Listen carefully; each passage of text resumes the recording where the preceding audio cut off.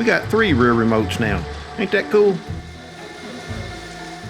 I told you I was going to give you some follow-up on this flail mower. Well, I got some follow-up.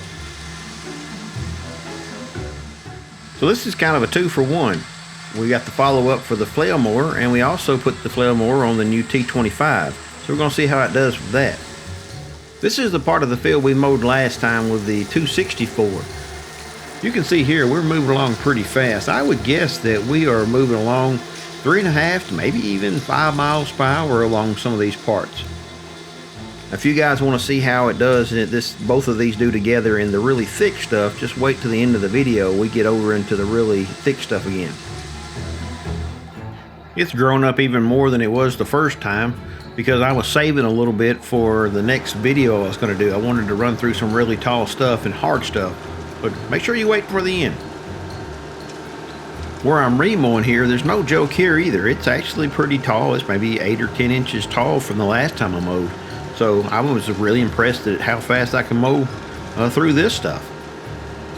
I'm really enjoying the fact that I'm not driving over the grass before I mow it. It seems like it does a much better job cutting. You can see here that this tractor has the standard rear remote that comes with the tractor, and then we put on 2 additional electric rear remotes. We're going to put out a video how we put the electric ones on probably in about a week or so you guys stay tuned for that video. The kit was easy to install and took about, I don't know, maybe 5 hours. This grass was mowed about a month ago, and this gives you some real perspective of how fast we were going today.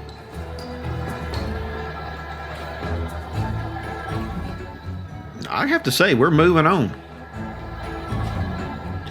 I'll acknowledge I'm pushing the tractor and the mower as fast as I can because I want to get done, but you still have to say, looking from above, that, man, that's a great job it's doing. To this point, I've neither had problem with the flail mower or the T25 in this setup. These dudes are just about perfectly matched. With the flail mower behind the tractor, there's about a 3-inch overlap of the rear wheel. So if you put the tires right along the edge of the uncut grass, you get it all.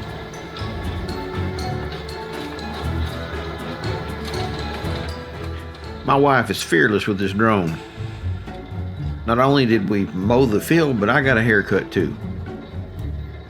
On a rotary cutter, you always feel like to me that you lose a little bit or like you roll up grass when you cut a corner. Look how clean this does it. So this is where we really start getting in the tall, heavy stuff again. I'm always excited to see how well it mulches up. It's just not like any other mower. We're truly blessed to live in a beautiful state like Tennessee.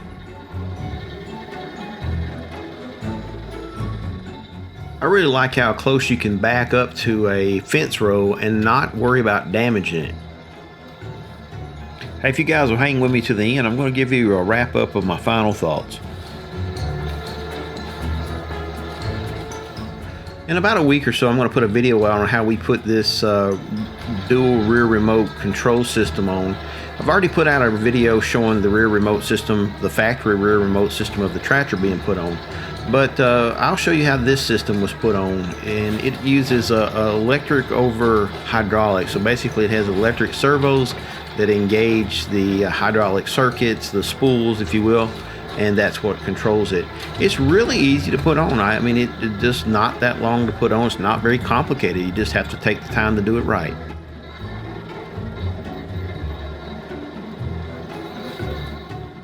So Tanya's only used the drone maybe 5 or 6 times in the last 3 or 4 months. I think she's doing really good. I don't know that I could do this good anymore. She's still weaving and wagging every now and then.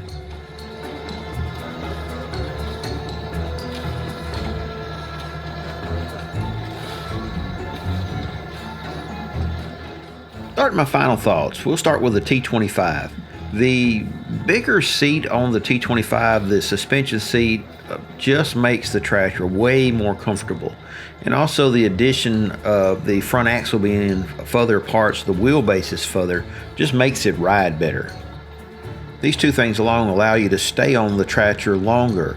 And the fact that you can stay on the tractor longer means that you may need lights, and that's another thing that the T25 has a huge advantage over the older model, the T264, is that it comes with lights, and it also has the option to adding an additional light bar at the top, which we have. You can work this thing well on into the night. At the end of this video, I have a clip of video showing the tractor driving away with the lights on. You can see the two LED lights aiming towards the rear, but you can also tell that the headlights and the front LEDs aiming forward just light up the night. I could mow in the dark with no problem with the lighting system on this tractor. Now let's move on to my final thoughts of the flail mower. The Titan Attachments Flail Mower to this point has been rock solid. It's solid, it's heavy, and the fact that you can use the hydraulics to extend it out and also up and down for as far as mowing ditch banks makes it like no other mower that I've ever used. The way that it mulches also sets itself apart from other mowers. The way that it also articulates allows it to mow ditch banks in a way that other mowers can't mow also. This mower does cost more than other mowers, so that is one of the drawbacks. The hydraulics that it takes to operate this mower also are an additional cost. However, once you have that installed, that flexibility stays with your tractor. This video really doesn't do justice to how bright this was.